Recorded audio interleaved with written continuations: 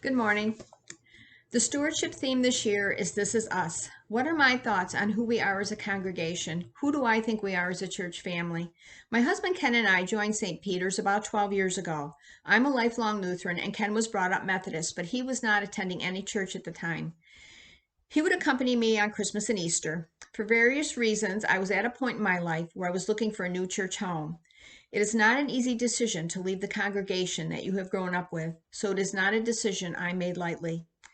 While contemplating what I should do, Ken offered that if I wanted to try St. Peter's, he would go with me.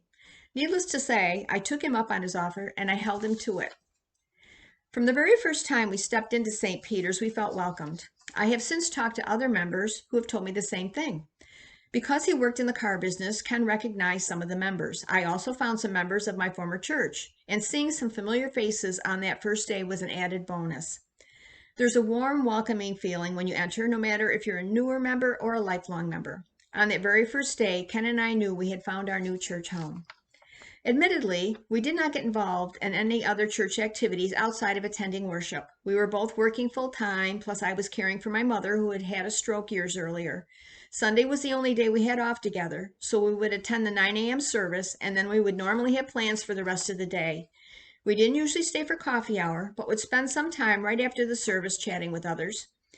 As some of you may know, there are some Syracuse University fans in the congregation, and I did notice that Ken would seek them out to discuss and analyze the game from the day before. He knew that they would want to talk about it, and he wouldn't be met with the eye rolls or blank stares that he got at home when trying to discuss a game. I like to think that Ken was always enthusiastic to attend church, but he always seemed a tad more eager the day after Syracuse had a big win. In 2015, our lives changed. I had noticed that something was not quite right with Ken. His conversations and actions were different, and I found them very concerning. After a visit with a neurologist, we were given the devastating diagnosis that Ken had Lewy body dementia. I was numb. How could a man who could remember customers by their license plate numbers have dementia? After the initial shock wore off, we soldiered on. I was still working, and Ken was able to stay home alone the next year. The medication the doctor prescribed seemed to keep most of the symptoms at bay during that time. We continued to attend church, but at one point I decided to start attending the 11:15 service. There are fewer people at that service, and I thought it would be less overwhelming for Ken. In Sherry's talk last week, she mentioned that part of our church identity is where we sit in the sanctuary. At the 9 a.m. service, Ken and I would always sit in the last pew in the main section on the right side. At the 11:15 service, we moved to the pews against the back wall on the left side. This made it easier to leave without a disturbance if we had to. Our identity had changed.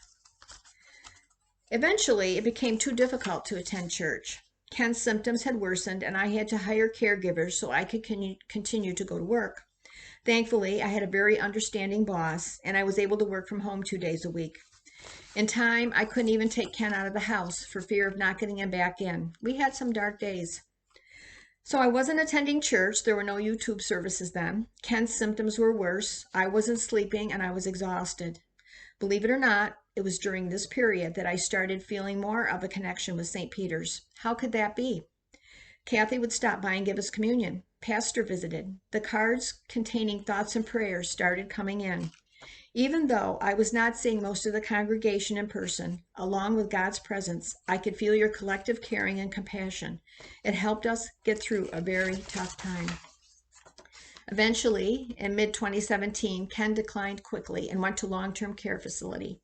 It was no longer safe for either of us for him to remain home. This was another decision I did not make lightly. After attaining my 20-year goal, on January 20th, 2018, I retired.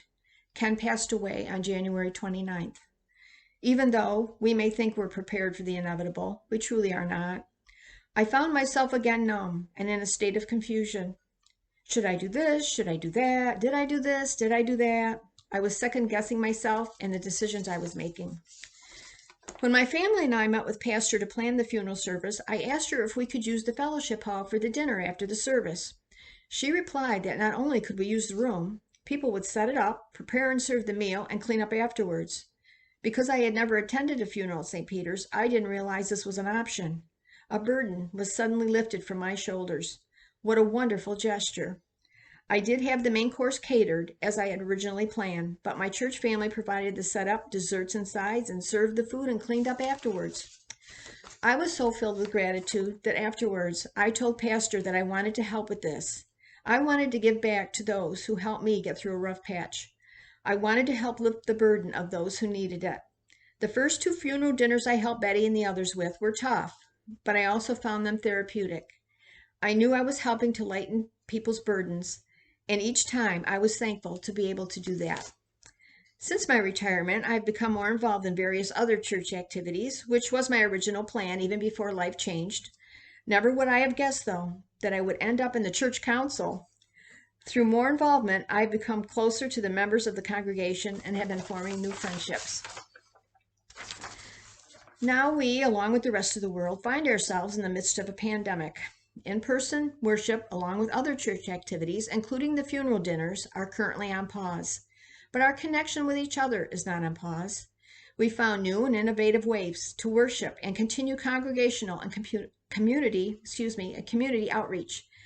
The situation isn't ideal, but I think we can take the tools we have obtained through this crisis and continue to use them in the future to stay connected to those who may not be able to attend in person for whatever reason.